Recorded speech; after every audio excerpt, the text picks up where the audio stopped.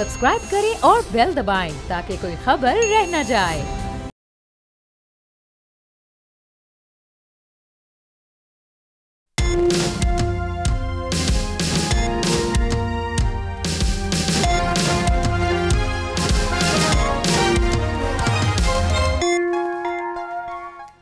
बिस्मिल्लाहिर्रहमानिर्रहीम, अस्सलाम वालेकुम। आप देख रहे हैं प्रोग्राम तब्दीली और मैं हूं आपका मेजबान सलमान मिर्जा। जनाबे वाला, गुज़िश्ता रोज इस बात का फैसला हो गया कि अनवारुल हक काकड़ साहब निगरान वजीर आजम होंगे और आने वाले कल में यानी 14 अगस्त को वो अपने ओहदे का हल्फ भी उठा लेंगे। लेकिन सवाल ही पैदा होता है कि जनाब ये नाम किसकी तरफ से आया, क्योंकि हुकूमत के इत्तेहादी तो कह रहे हैं कि जनाब हमने तो ये नाम पुटअप नहीं किया था। और उससे अहम सवाल यह है कि जनाब उनकी काबीना कितनी बड़ी होगी, कौन कौन उसकी काबीना में शामिल होंगे, और साथ साथ जनाब यह कि उनका डोमेन क्या होगा, किस डोमेन में वो काम करेंगे। इंतखाबात कराना उनकी जिम्मेदारी होगी, लेकिन नई हल्काबंदियां, नई मर्दमशुमारी, इंतखाबात डिले होने की बातें होना, ये कई ऐसे सवालात हैं जो कि इस वक्त जन्म ले रहे हैं। तो इन तमाम चीजों पर आज बात करेंगे। और आज जनाब कुछ तहफ़्फ़ुज़ात और एतराज़ात भी अख्तर मेंगल साहब की तरफ से निकलकर सामने आए हैं। उन्होंने बाकायदा तौर पर नवाज शरीफ साहब को एक खत लिखा है और उसमें उन्होंने इसी तैनाती के हवाले से काफ़ी ज़्यादा तहफ़्फ़ुज़ात का इजहार भी किया है। तो जनाब इन तमाम मामलात पर बात करते हैं। नैयर बुखारी साहब पाकिस्तान पीपल्स पार्टी के सीनियर रहनुमा है, किसी तारुफ के मोहताज नहीं है, इस वक्त हमारे साथ मौजूद हैं। सर अस्सलाम वालेकुम, कैसे हैं आप? ये बताइएगा, ये अनवारुल हक काकड़ साहब, इनका नाम तो पिछले 30-32 जो नाम गर्दिश कर रहे थे उसमें तो था ही नहीं, तो फिर ये कहां से निकलकर सामने आया? और मोस्ट इंपॉर्टेंटली पाकिस्तान पीपल्स पार्टी को इस पर कोई तहफ़्फ़ुज़ात, कोई एतराज़ात तो नहीं है? देखिए, जो आप जिक्र कर रहे हैं ना कि इनका नाम नहीं था, अच्छा, तो पहले भी जितने नाम थे मीडिया पे वो भी नहीं थे, वो सारे स्पेकुलेटिव थे। अच्छा, क्योंकि ये नाम का इख्तियार जो था वो प्राइम मिनिस्टर के था, या वो नाम कोलिशन पार्टनर्स के पास था, या पास था लीडर था। तो ये सारे स्पेकुलेट कर रहे थे, जो कैबिनेट के मेंबर्स थे या कोई और पार्टियों के रहनुमा थे वो बात कर रहे थे, जिनका ये इख्तियार कतन नहीं। आनी तौर पर इख्तियार तो प्राइम मिनिस्टर का है, या फिर उनकी एक जिम्मेदारी बनती थी कि वो अपने कोलिशन पार्टनर से डिस्कस करते हैं। ठीक है। तो पीपल्स पार्टी को इसलिए तहफ़्फ़ुज़ात थी कि मैं समझता हूँ कि प्राइम मिनिस्टर ने हमारी क़यादत को ऑन बोर्ड लिया होगा, ये उनकी अखलाकी सियासी जिम्मेदारी बनती थी, और उन्होंने ऑन बोर्ड लिया। तो काकड़ साहब का नाम जो है वो अप्रूव हुआ दोनों साइड से, सही है, तो उनको अनाउंस कर दिया। आपकी बात दुरुस्त है, आपने कहा कि जनाब मुस्लिम लीग नून ने यकीनी तौर पर पीपल्स पार्टी को इस सारे मामले में ऑन बोर्ड लिया होगा, लेकिन फिर सर खुर्शीद शाह साहब ने एतराज क्यों उठाया? उन्होंने कल गुफ्तगू भी की, उसमें उन्होंने काकड़ साहब के नाम पर तहफ़्फ़ुज़ात का इज़हार, या आप समझ लें कि हैरत का इज़हार किया, और ये भी कहा कि वो बेहतर नाम और हो सकता था। तो ये उनकी ज़ाती राय है या क्या ये पार्टी का मौक़िफ़ है? देखिए, उनका ज़ाती मौक़िफ़ इसलिए है कि वो उस कमेटी में थे जो PMLN की कमेटी से बात करती थी। अच्छा, तो ये नाम तो PMLN की कमेटी का भी नहीं और ये पीपल्स पार्टी का नाम भी नहीं था। ये नाम जैसे हमने मीडिया में देखा, ये लीडर ऑफ अपोजिशन की तरफ से था।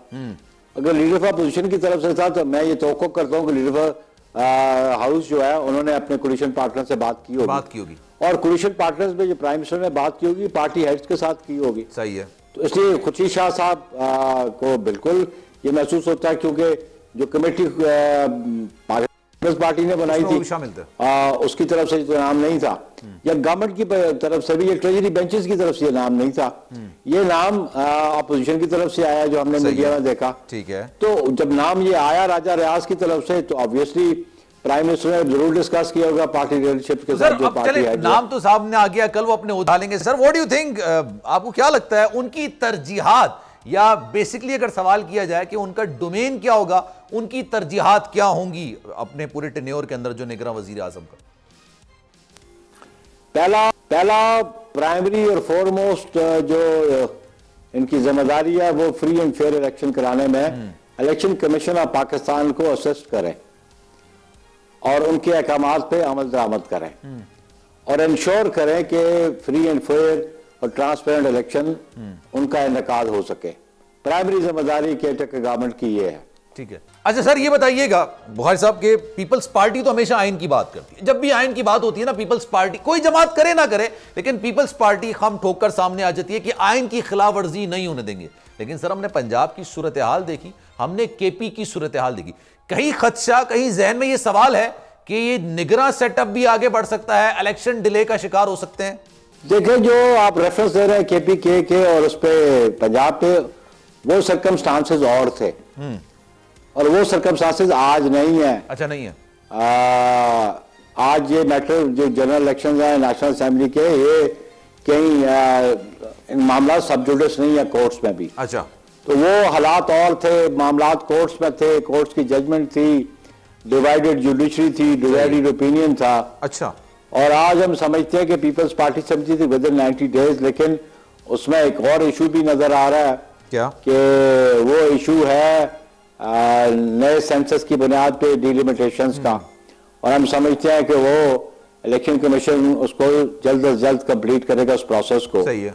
ताकि इलेक्शन हो सके। और पीपल्स पार्टी बिलीव करती थी कि जो टाइम फ्रेम है कॉन्स्टिट्यूशन में दिया हुआ है उस पर अमल दरामद होना चाहिए, इंतखाबात होने चाहिए, क्योंकि इस मुल्क के मसाइल का हल जो भी है वो आइंदा आने वाली हुकूमत जो इक़्तिदार में आएगी वो हल निकालेगी, मुंतखब होके जो आएगी। बिल्कुल। इसलिए हम समझते हैं कि जो फाइनेंशियल क्राइसिस नजर आ रहे हैं या जो कोई और रीजनल इश्यूज हैं उन पे इलेक्टेड गवर्नमेंट ही लेकिन सर फैसले कर सकती है। आपने जो बात की ना केपी और पंजाब के जो मामला अदालतों में गए हुए थे, इस वजह से वो डिले का शिकार हुए। सर, वो अदालतों में गए उस वक्त थे जब पंजाब और केपी में इलेक्शंस होते हुए नजर नहीं आ रहे थे, जब डेट कोई नहीं दे रहा था, ना गवर्नर दे रहे थे, ना इलेक्शन कमीशन डेट दे रहा था कि पंजाब में इंतखाबात कब होंगे, केपी में इंतखाबात कब होंगे।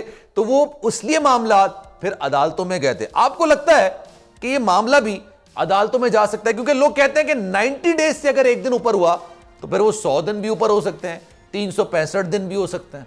देखिए, नहीं, ये एक बड़ा हाइपोथेटिकल क्वेश्चन है आपका। अभी तक तो आगाज हो रहा है कि 9 अगस्त को ये असेंबली डिसॉल्व हुई, प्रेसिडेंट ने उसको अप्रूव भी कर दिया, उस एडवाइस पे बहुत जल्दी है सवाल, कंसेंट भी दे दी अपनी। ठीक है। लेकिन 90 डेज वाली इशू जो है उस पर बिल्कुल ये गौर करना पड़ेगा कि आइन के जो 2 आर्टिकल्स है, एक 224 है और एक आर्टिकल 51 है। ठीक है। इन दोनों को सामने रख के फैसला करना पड़ेगा और फैसला वो इलेक्शन कमीशन ऑफ पाकिस्तान ने करना है। चले, अच्छा सर, सादा सा सवाल मैं आपसे करूं, सादी सी बात है आपसे। आपको क्या लगता है कि इलेक्शंस होते इस साल देख रहे हैं आप या अगले साल की तरफ जाते हुए नजर आ रहे हैं? बड़ा क्लियरली है। मैं नहीं समझता हूं कि बाय ऑल मींस ये इलेक्शन फरवरी से आगे चले जाए, नेक्स्ट ईयर फरवरी से आगे, क्योंकि एक वो आर्टिकल प्रोविजन 51 जो है कि सेंसस पब्लिश्ड कॉन्स्टिट्यूएंसीज की पॉपुलेशन पे होगी। अच्छा, उस सेंसस पे होगी। वही एक प्रोविजन है जिसकी वजह से ये इलेक्शन फरवरी तक जा सकते हैं। सही है। अगर पुरानी हल्का बंदियों पे होते हैं और as it is election commission decide कर देता है कि वही कॉन्स्टिट्यूएंसीज रहेंगी, क्योंकि तादाद तो कॉन्स्टिट्यूएंसीज की बढ़ नहीं सकती, ना प्रोविंशियल्स की ना नेशनल की, क्योंकि वो इख्तियार पार्लियामान के पास है कानून अमेंड करने का। ठीक है। आर्टिकल 51 की अमेंडमेंट जो है नंबर ऑफ सीट्स वो पार्लियामान के पास है। सही है। पार्लियामान एग्जिस्ट नहीं करती। सही है। इसलिए मैं नहीं समझा कि सीट्स को बढ़ाया जा सकता है या कम किया जा सकता है। सही है। इसलिए इलेक्शन कमीशन इस पर बिल्कुल गौर करेगी, लेकिन अगर नई डिलिमिटेशंस करते भी है तो वो रीशफलिंग होगी बिटवीन डिस्ट्रिक्ट्स, नेशनल्स की भी और उसकी भी, प्रोविंशियल भी। क्योंकि आइन ये कहता है कि जो सीट्स एलोकेटेड है वन में 336 और 330 10 सीट्स तो हैं उनकी माइनॉरिटीज की, 60 सीट है, तो बैलेंस जो सीट्स हैं वो हैं डायरेक्ट सीट। तो कि वो नंबर तो बढ़ाया या कम नहीं किया जा सकता, लेकिन पॉपुलेशन को मद्देनजर रखते किसी डिस्ट्रिक्ट की पॉपुलेशन बढ़ गई है, किसी की कम है, तो उसमें री एलोकेशन हो सकती है कॉन्स्टिट्यूएंसीज की विद इन द कॉन्स्टिट्यूशन। सही है। इसलिए वो कोई टाइम कंज्यूम कर लें तो कर लें, अदरवाइज मैं नहीं समझता कि फरवरी के बियॉन्ड ये इलेक्शन जा सकते हैं और नहीं जाने चाहिए। इसलिए कि नेक्स्ट मंथ प्रेसिडेंसी का ऑफिस भी खाली हो जाएगा के प्रेसिडेंट साहब 5 साल पूरे कर लेंगे। अच्छा। और 11 मार्च 2024 को आधी सेनेट रिटायर हो जाएगी। जी बिल्कुल। इन दोनों के लिए जो इलेक्टोरल कॉलेज है वो प्रोविंशियल असेंबलीज है और नेशनल असेंबली और सेनेट का कंप्लीट हाउस है।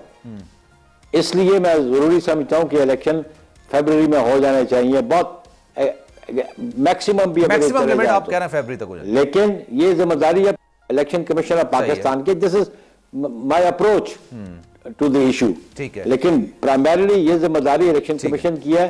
टाइम फ्रेम ये बात तो आपने बहुत डिटेल में बता दी कि इलेक्टोरल कॉलेज भी के लिए जाहिर सी बात है, और वो सेनेट भी उनको मेंबर्स पूरे चाहिए होंगे, कौमी असेंबली सूबाई असेंबली बननी चाहिए ताकि फिर आगे सेनेट के इंतखाबात हो सके या सदर के मामला। लेकिन सर एक और मसला जो इस वक्त काफ़ी ज़्यादा जेर गर्दिश कर रहा है वो बात ये कि निगरां वज़ीर आज़म की बात तो हो गई, लेकिन उनकी काबीना किन अफराद पर मुश्तमिल होगी? क्योंकि केपी में आपने देखा और सूरत हाल, और आपने एतराज़ उठाया था, पीपल्स पार्टी ने एतराज़ उठाया कि किस तरह से सियासी नुमाइंदों पर मुश्तमिल एक कैबिनेट बनाई गई थी। तो आपको लगता है कि ये जो निगरां सेटअप अभी बनने जा रहा है, इनकी जो काबीना होगी, अगर ये सियासी अफराद पर मुश्तमिल हुई तो ये केपी से कैसे मुनफरिद और मुख्तलिफ हो सकती है?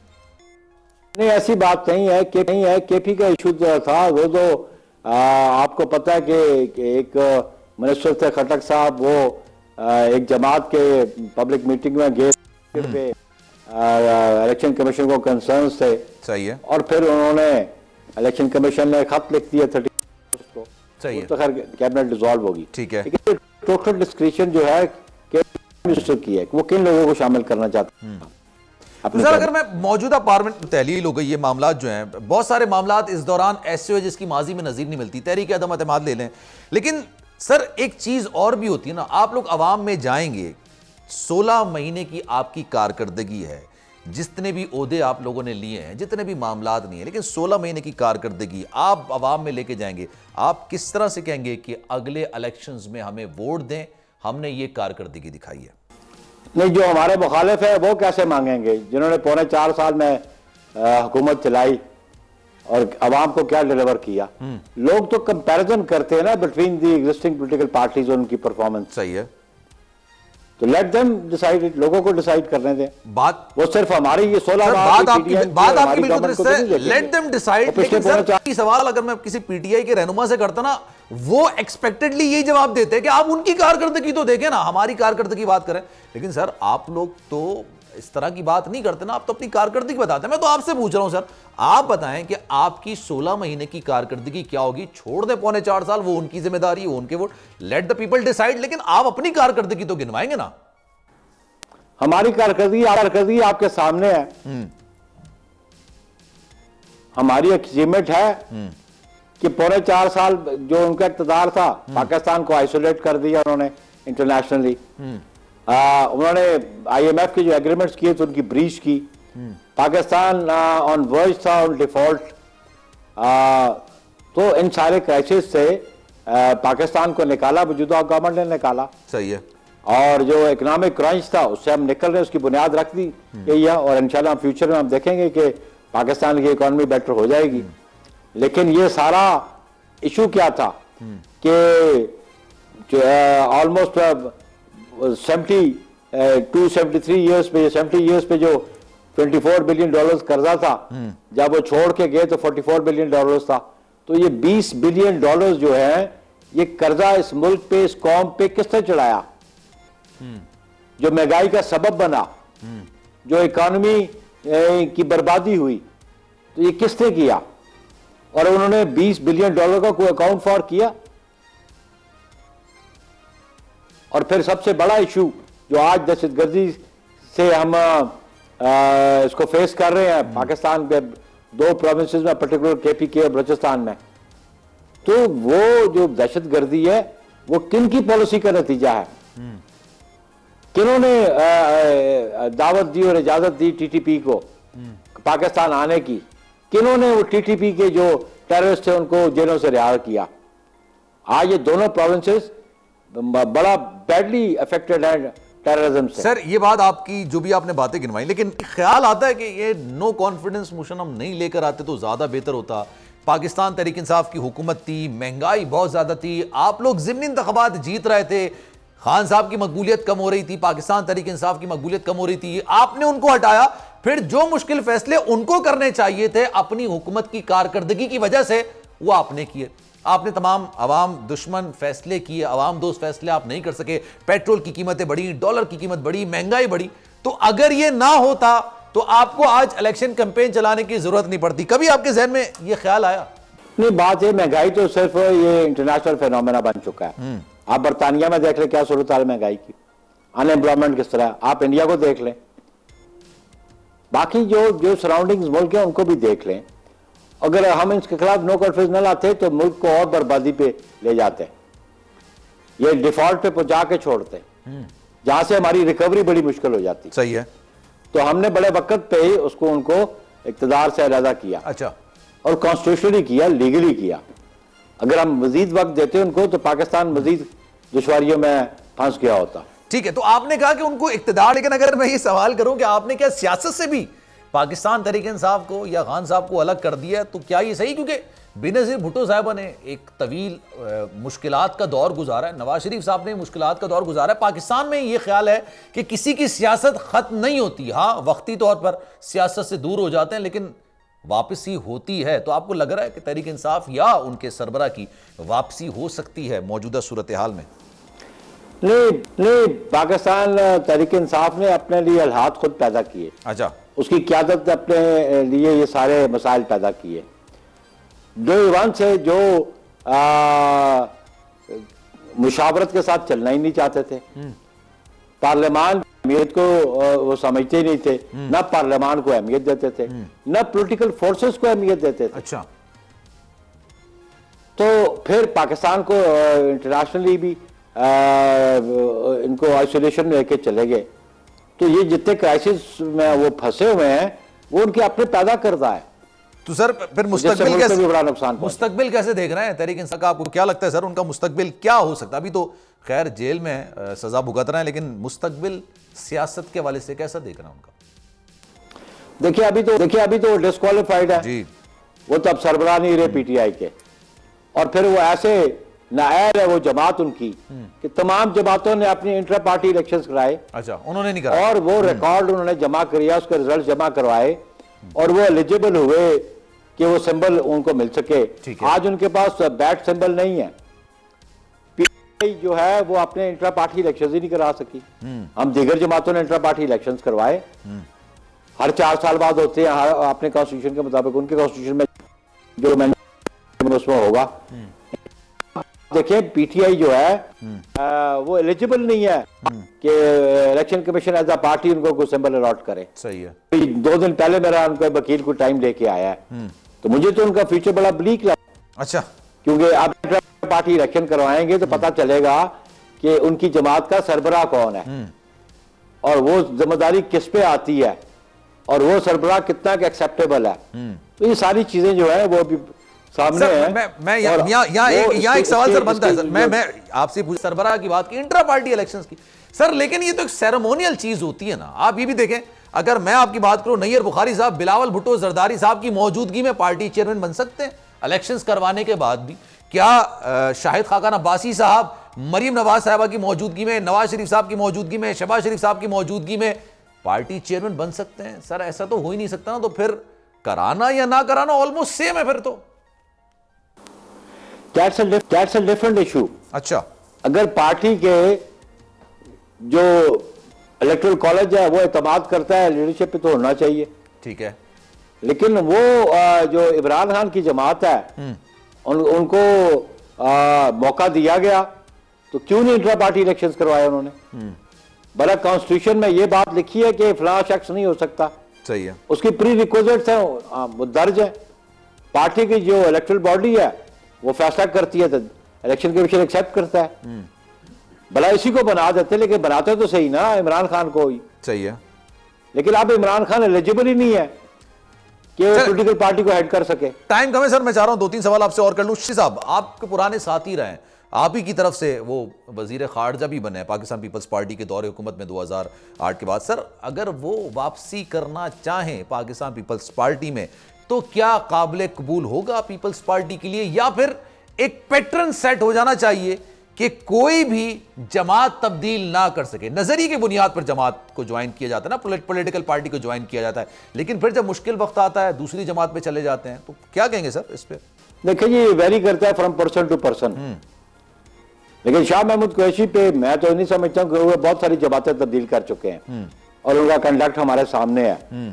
फैसला तो मेरी सीसी नहीं कर रहा है, फैसला मेरी क़यादत ने करना है, लेकिन मैं अगर प्रीवियस ट्रैक रिकॉर्ड देखूँ कुरैशी साहब का, तो बहुत सारी जमातों से घूम फिर के अगर वो रिव्यू करेंगे तो हम उस वक्त देखेंगे। लेकिन अच्छा।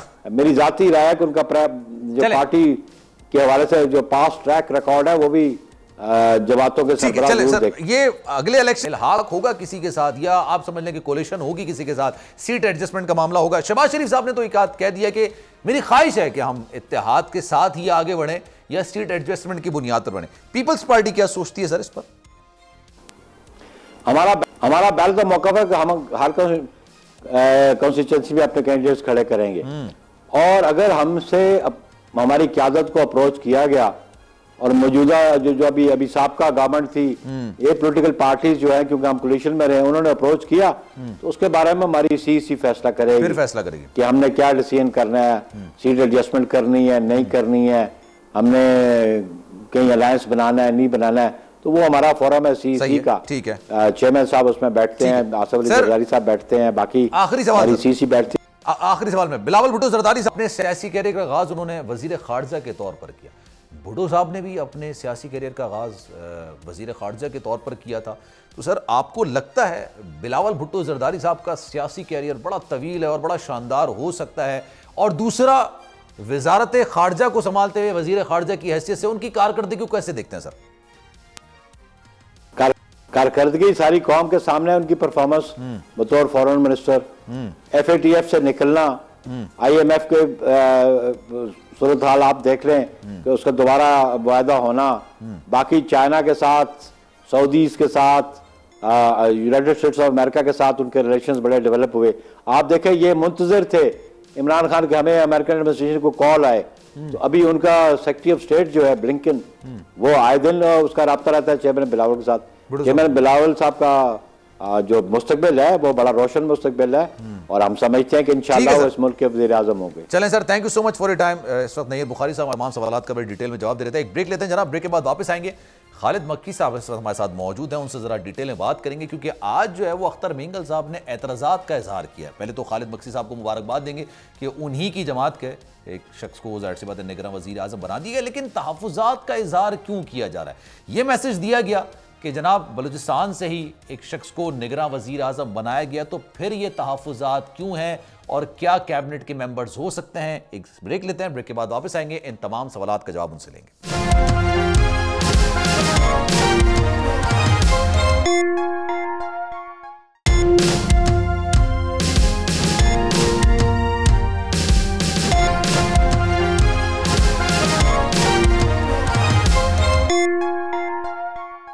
वेलकम बैक जनाब, प्रोग्राम में एक बार फिर से आपको खुशामदीद कहते हैं। आज जनाब ये अख्तर मेंगल साहब ने एक खत लिखा नवाज शरीफ साहब को, और उसमें उन्होंने कई गिले शिकवे और साथ साथ निगरान वजीर आजम की तकर्री पर तहफ़्फ़ुज़ात का इजहार किया। उन्होंने कहा कि जनाब ये तहफ़्फ़ुज़ात, ये शिकवे शिकायत पहली बार नहीं किए जा रहे हैं, ये पहले भी किए गए हैं, लेकिन अफसोस के साथ कहना पड़ता है कि एक बार फिर से आपसे शिकवे शिकायत की जा रहे हैं। अब अनवारुल हक काकड़ साहब की बतौर निगरान वजीर आजम अख्तर मेंगल साहब को क्या तहफ़्फ़ुज़ात हैं, जरा इस पर बात कर लेते हैं। खालिद मक्सी साहब इस वक्त हमारे साथ मौजूद हैं, BAP के रहनुमा हैं। सर सबसे पहले बहुत मुबारक हो सर, आप ही की जमात के एक शख्सियत को निगरान वज़ीर आज़म बनने का मौका मिला। अब तो खैर उन्होंने आपकी जमात से इस्तीफा दे दिया, लेकिन कहलाएंगे वो अभी भी आपके BAP के रहनुमाई।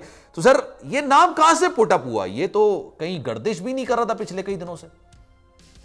वज़ीर आज़म पाकिस्तान और ओपोजिशन लीडर की मुत्तफ़िका तौर पे नाम आया है ना ये।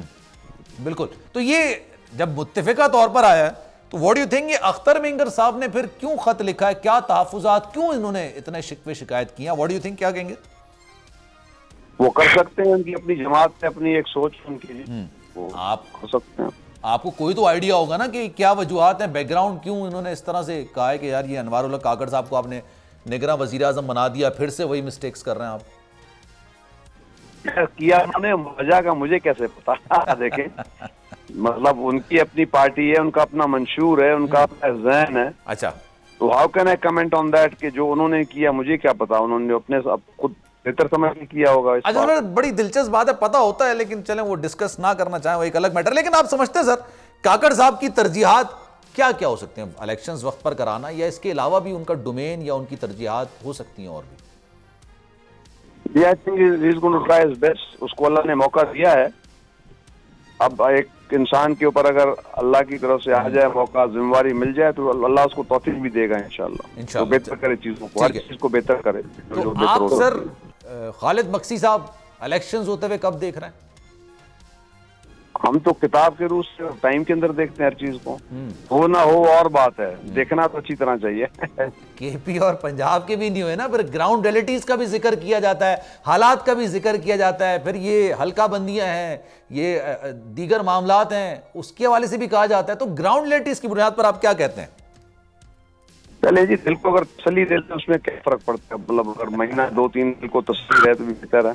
अच्छा चले, तो फिर ये आपकी बात अपनी जगह बिल्कुल सही है, लेकिन सर ये डोमेन जो है बढ़ाया गया है, या आप समझ लें कि इख्तियारात में इजाफा किया गया है निगरां वजीर आजम के, निगरां सेटअप के। तो आपको लगता है कि इलेक्शंस करवाने के अलावा भी अब मईशत के वाले से, सिक्योरिटी के वाले से, आज एक बुज़दिलाना हमला गवादर में भी किया गया, आपने देखा होगा, ये डोमेन भी निगरां वजीर आजम की होगी?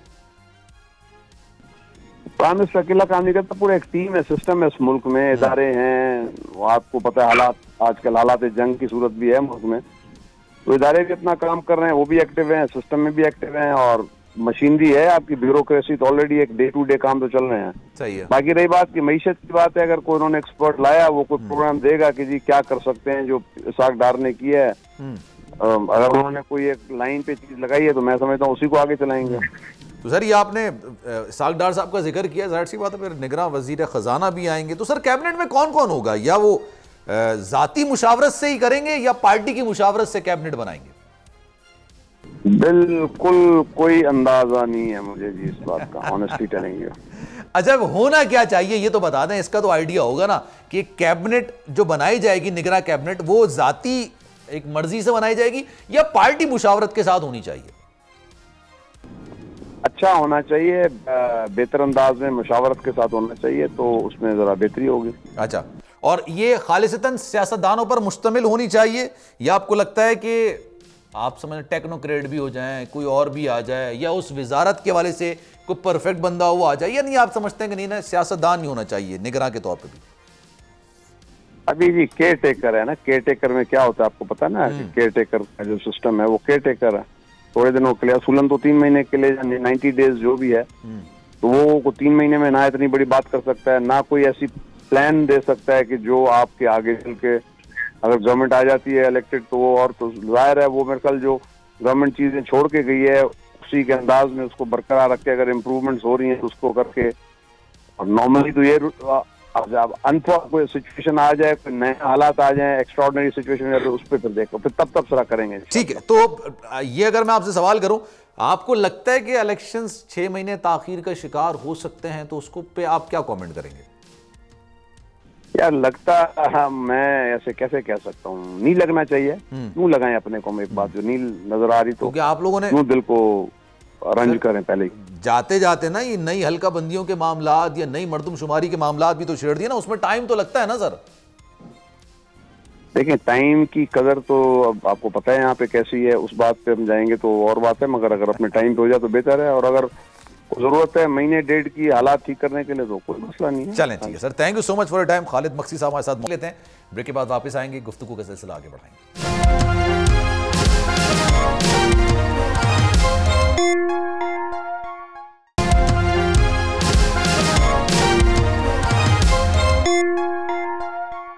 वेलकम बैक जनाब। प्रोग्राम के आखिरी हिस्से में एक बार फिर से आपको खुशामदीद कहते हैं। आज एक और बुज़दिलाना हमला करने की कोशिश की गई, गवादर में एक दहशत गर्दाना हमला करने की कोशिश की गई, लेकिन इसको हमारी सिक्योरिटी फोर्सेस ने फौरी कार्रवाई जवाबी कार्रवाई के बाद इसको नाकाम बना दिया। कोई जानी नुकसान तो नहीं हुआ, लेकिन 2 दहशतगर्द मारे गए। लेकिन जनाब ये हमला ये तवातुर के साथ अब होने लगा, और जब भी गवादर में पेशरफ्त होती है, क्योंकि गवादर पाकिस्तान की किस्मत को तब्दील करेगा, और ये बात हम सुनते हुए आए कि जनाब सीपैक जब बनेगा तो पाकिस्तान तब्दील हो जाएगा, पाकिस्तान बहुत आगे बढ़ जाएगा, और दहशतगर्दों की नजरों में यही बात चुभती है।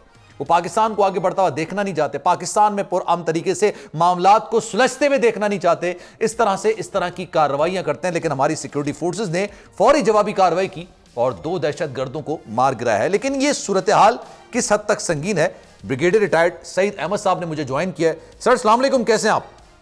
जी वालेकुम सलाम साहब। सही साहब, ये बताइएगा, ये आज फिर हमला करने की कोशिश की गई, खुशकिस्मती से हमारी सिक्योरिटी फोर्सेस ने फौरी जवाबी कार्रवाई की, कोई जानी नुकसान नहीं हुआ, लेकिन 2 दहशतगर्द मारे गए। Sir what do you think, ये गवादर में या पूरे ओवरऑल हम देख रहे हैं कि इस तरह के हमलों में तेजी आती जा रही है, इसकी क्या वजूहत हो सकती हैं? जी बिल्कुल, आपने बिल्कुल सही तजिया किया अपने इब्तिदाइया के अंदर। मैं इसका थोड़ा सा होल एनकम्पसिंग आपको एनालिसिस अपना दूं तो अगर आप देखें तो पाकिस्तान को कहा जाता है कि ये एक ऐसी जियो स्ट्रेटेजिक लोकेशन पर वाक़या है कि पाकिस्तान को उसका नुकसान भी हो सकता है और एडवांटेज भी हो सकता है। लेकिन अनफॉर्चुनेटली अफगान वॉर की वजह से, उससे पहले कश्मीर की वजह से, मजीद जंगों की वजह से, लोकल इनस्टेबिलिटी, पोलिटिकल इंस्टेबिलिटी की वजह से आपने इसका फायदा खातिर ख्वाह नहीं उठाया। अब पाकिस्तान एशियन टाइगर तो बन सकता है, लेकिन कैसे? अब हालिया दिनों के अंदर आप देखें तो जो एक्टिविटीज पाकिस्तान में हो रही हैं वो सारी हौसला अफजाएं, जैसे कि कल स्मूथ ट्रांजिशन हुई है पिछली गवर्नमेंट से। अभी कल आपके नए जो निगरान वजीर आजम है वो हल्फ उठाएंगे और उनका ताल्लुक बलूचिस्तान से है। बिल्कुल, बलूचिस्तान से वजीर आजम का आना मेरे ख्याल में जो उस प्रोविंस की जो एक महरूमियाँ है उसको एड्रेस करने में खातिर ख्वाह इसमें इसका एडवांटेज होगा और लोग उससे काफी खुश हैं। दूसरा, अगर आप देखें जो अच्छी चीज हो रही थी वो SIFC जो स्पेशल इन्वेस्टमेंट फैसिलिटेशन काउंसिल हुई है, उसमें खास करके बलूचिस्तान में जो माइनिंग की जितनी अपॉर्चुनिटीज हैं उसको एक्सप्लॉइट करने की बात की गई है और उसके साथ साथ CPEC को भी रिवाइव करने की बात की, जो खासी हौसला अफजा है। मजीद अगर आप देखें जो हौसला अफजा बात है वो जो बुरी हुकूमत है अफगानिस्तान में, वहां पर भी उन्होंने, तालिबान ने कहा कि कोई भी अटैक के लिए जो है अफगानिस्तान की सरजमीन जो उसको इस्तेमाल नहीं करेगा, अगर कोई करता है तो ना उसका जनाजा पढ़ाया जाएगा, बल्कि वो शहीद नहीं बल्कि वो एक जो है मुर्दार उसकी मौत होगी। इसी तरह से अगर आप ये तमाम इस तरह की कंडीशंस हैं, हालात हैं जिसकी वजह से होस्टाइल इंटेलिजेंस एजेंसीज और हमारे दुश्मन ममालिक जो हैं उनको एक आंख नहीं बहा रही है। अब उसमें क्या हुआ कि CPEC और माइनिंग की वजह से और कल एक जो निगरान वजीर आजम है बलूचिस्तान, उनके नॉमिनेशन की वजह से ये जो होस्टाइल इंटेलिजेंस एजेंसीज हैं उन्होंने आज एक अटैक करवाया ग्वादर के अंदर। लेकिन चूंकि हमारी मुसल्लह अफवाज को इस बात का इदराक था कि इस तरह की हौसला अफजा जब भी डेवलपमेंट होती हैं तो दुश्मन ममालिक उसके अंदर खातिर ख्वाह जो है वो नेगेटिविटी भारत का किस हद तक और कितना किरदार हो सकता है? कुलभूषण यादव, हम बिल्कुल उसको भूल नहीं सकते क्योंकि उसकी मौजूदगी का वहां पर वापस से उसको गिरफ्तार किया जाना बलूचिस्तान के अंदर से, और जिस तरह से बलूचिस्तान के अंदर भारत की इन्वॉल्वमेंट है और जिस तरह से उसने अफगानिस्तान को इस्तेमाल किया कि इस खत्ते के अंदर, इस सारे मामले के अंदर अपनी इन्वॉल्वमेंट बरकरार रखने के लिए, और ये ढकी छुपी बात नहीं है। उनके वजीर, उनके नेशनल सिक्योरिटी वाले ये बात को बरमला इजहार करते हैं, फखरिया तौर पर कहते हैं। जी बिल्कुल, आपने ठीक कहा। अजीत डोवल जो उनके नेशनल सिक्योरिटी एडवाइजर हैं, उन्होंने बलूचिस्तान में मुदाखलत करने का खुला इसका एक्सेप्ट किया था कि हम इसको करते हैं और पाकिस्तान को स्टेबलाइज होने नहीं देंगे। ये जितनी हौसला अफजा चीजें हो रही हैं अगर आप देखें तो ये इंडियन नेशनल इंटरेस्ट के खिलाफ जाती हैं। फॉर एग्जांपल अफगानिस्तान से वो डबल फ्रंट एक किस्म का खोलना चाह रहे थे और तालिबान को सपोर्ट कर रहे थे, लेकिन तालिबान ने एहसान का बदला एहसान से शायद चुकाने की एक हामी भरी है या इरादा की है। जैसे कि चीफ आर्मी स्टाफ ने पेशावर के ग्रैंड जिरगे में खिताब करते हुए अपनी रिजर्वेशन का इजहार किया था, तो उनका जो इंतबाह था वो उसने काफी वर्कआउट किया। लेकिन ये जो इस फतवा आया है अफगानिस्तानी गवर्नमेंट की जानिब से, ये इंडिया के इंटरेस्ट में नहीं जाता। इसी तरह CPEC को जो GB के अंदर से गुजरता है गिलगित बल्टिस्तान से, उसके हिसाब से भी अजीत डोवल और इंडियन जो गवर्नमेंट है BJP की, उसकी वो मुखालिफ रही है और उसका इस तरह से एकदम से रिवाइव होना ये भी उसके हक में नहीं जाता। और last but not the least, अभी जो भी इंडिया के अंदर जो माइनॉरिटीज के खिलाफ वहां पे चीज चल रही है, तो माइनॉरिटीज में आमतौर पर और कश्मीर में खास तौर पर जो 15 अगस्त का दिन है उसको यौम स्याह के तौर पर मनाने का फैसला किया उन्होंने। और जो कि इंडियन जो उनकी एक सो कॉल्ड BJP की गवर्नमेंट, डेमोक्रेटिक गवर्नमेंट है, वो बेसिकली दुनिया में उसका जो एक मकाम है या उन्होंने सूडो किस्म की एक रुतबा हासिल करा, उसको काफी धचका पहुंचेगा। तो लिहाजा 14 अगस्त की आमद पर ये तमाम चीजें जो है वो दुश्मन मुल्क जो है हॉस्टाइल जो है एलिमेंट्स उनको यूज करते हुए करना चाह रहा है, लेकिन हमारी जो लॉ एनफोर्समेंट एजेंसीज हैं और जो पॉलिटिकल गवर्नमेंट की लीडरशिप है, ब्यूरोक्रेसी है, वो तमाम को इस बात के इदराक था कि ऐसे होने जा रहा है। इसी तरह अगर आप देखें तो अभी बाजोड़ के अंदर भी जो अटैक हुआ था, जिसमें 4 जो है वो स्लीपर सेल के उनके जो लोग थे उनको जहन्नम वासिल किया गया है, और एक बदकिस्मती से हमारे एक जवान जो उसमें शहादत को रुतबा पाया है। तो ये सब चीजें जो है पाकिस्तान के लिए आने वाले दिनों में इंशाल्लाह ताला बहुत बेहतरी की तरफ जाएंगे। जब भी आप देखेंगे लेकिन ओवरऑल अगर मैं बात करूं, ये मेरा आपसे आखिरी सवाल, आपको लगता है मजमूई तौर पर हमें दोबारा से, क्योंकि पाकिस्तान वो कौम है, पाकिस्तानी फौज वो फौज है जिसने जवामर्दी से जंग लड़ी है, और कोई भी दुनिया की फौज इस तरह की जंग नहीं लड़ सकती जिस तरह से हमने दहशतगर्दी के खिलाफ लड़ी है और पाकिस्तानी आवाम की मदद से लड़ी है। लेकिन सर, क्या वाकई में आपको लगता है कि एक और ऑपरेशन की हमें जरूरत हो सकती है, क्योंकि दोबारा से इस तरह की कार्रवाइयां बढ़ रही हैं? जी, आपने बिल्कुल ठीक कहा। सबसे पहले तो आपका 2 सवाल है आपके कि पाकिस्तान ने बड़ा अच्छे तरीके से जो दहशतगर्दी के खिलाफ जंग थी वो लड़ी है। हमेशा याद रखें कि जितनी भी दुनिया में इंसर्जेंसी से खिलाफ जंगें होती रही हैं, उसमें जो एक कत्लेआम जो है वो वाहिद हल समझा जाता है जितने स्कॉलर्स हैं। लेकिन अल्हम्दुलिल्लाह पाकिस्तान आर्मी जो है वो अपनी इस स्ट्रेटेजिक कल्चर के अगेंस्ट बिल्कुल भी नहीं गई, और उसने लोगों को साथ मिला के IDPs बना के, इंटरनली डिस्प्लेस पीपल, उनको अलग से वहां पे निकाल के और खुल्लम खुल्ला जंग की, और अल्हम्दुलिल्लाह 20 सालों को उसने लगाए और 80,000 से ज्यादा लोगों ने शहादतें इसमें हासिल की, जिसमें 12,000 फौजी जवान और ऑफिसर शामिल हैं। तो बगैर किसी मेजर जो है वो कैजुअलिटीज के वो हमने इसको जीता था। लेकिन बदकिस्मती से इसमें हमें बहुत नुकसान हुआ डॉलर्स के हिसाब से। तो अल्हम्दुलिल्लाह पाकिस्तान जो फौज है वो अपना किरदार अदा कर रही है। जहां तक इस बात का सवाल है कि क्या एक और ऑपरेशन की जरूरत है, तो मैं नहीं समझता कि एक और ऑपरेशन की जरूरत है, क्योंकि ये तमाम ऐसे एलिमेंट्स हैं जो कि स्लीपर सेल की सूरत में थे, और अब वो जब सर उठाने की कोशिश करते हैं तो लोकल्स ही उनको कला कमा करते हैं। और इसमें कोई दो राय नहीं है, पाकिस्तान की तरफ कोई मैली आंख से देखेगा तो वो आंख निकाल दी जाएगी, उसको बर्दाश्त नहीं किया जाएगा। सही साहब, thank you so much for your time. Programme के आखिर में जनाब अभी तकरीबन 1 घंटे जश्न आज़ादी का आगाज भी हो जाएगा। 14 अगस्त मनाए जनाब, वतन अजीज आज़ाद हुआ था 1947 में, लेकिन ये जिस तरह से हम बाजे बजाते हैं, जिस तरह से विलियन लगाते हैं रोड पर, जिस तरह से साइलेंसर निकाल के जश्न आज़ादी मनाते हैं, ये दूसरे के लिए मुसीबत का बायस बन सकती है, आपके अपने लिए भी मुसीबत का बायस बन सकती है। पाकिस्तान एक आज़ाद नेशन है और इसकी कीमत का अंदाज़ा यकीन जानिए आपको शायद हो ना हो, लेकिन फ़लस्तीनियों को ज़रूर है, कश्मीरियों को ज़रूर है। भारत में जो मुख्तलिफ स्टेट्स में लोग रह रहे हैं उनको बड़े अच्छे तरीके से अंदाज़ा है, क्योंकि वाकई में वो भी आज़ादी चाहते हैं भारत से और उस स्टेट को आज़ाद करना चाहते हैं। नॉर्थ में बाकायदा तंजीम चल रही है, खालिस्तान की एक तंजीम चल रही है, मकबूजा कश्मीर में भारतीय तसल्लुत में लोग रह रहे हैं। तो जनाब इस आज़ादी की नेमत का फ़ायदा ज़रूर उठाइए, अपना बहुत ख्याल रखिएगा। सलमान मिर्ज़ा को दीजिए इजाज़त। ज़िंदगी रही, सेहत रही, आपकी दुआ नहीं तो इंशाअल्लाह आपसे फिर मुलाकात होगी। कल 11 बजे जश्न आज़ादी के वाले से स्पेशल प्रोग्राम है, देखना भूलिएगा नहीं, ज़रूर देखिएगा। सलमान मिर्ज़ा को दीजिए इजाज़त, इंशाअल्लाह आपसे फिर मुलाकात होगी। पाकिस्तान जिंदाबाद।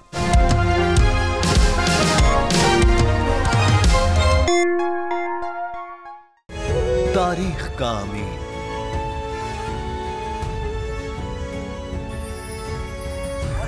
आजादी की अलामत,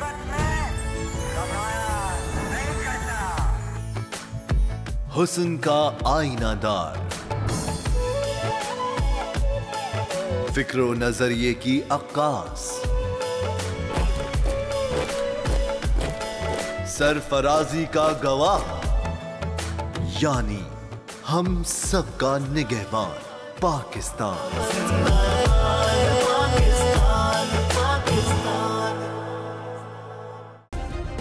सब्सक्राइब करें और बेल दबाएं ताकि कोई खबर रह न जाए।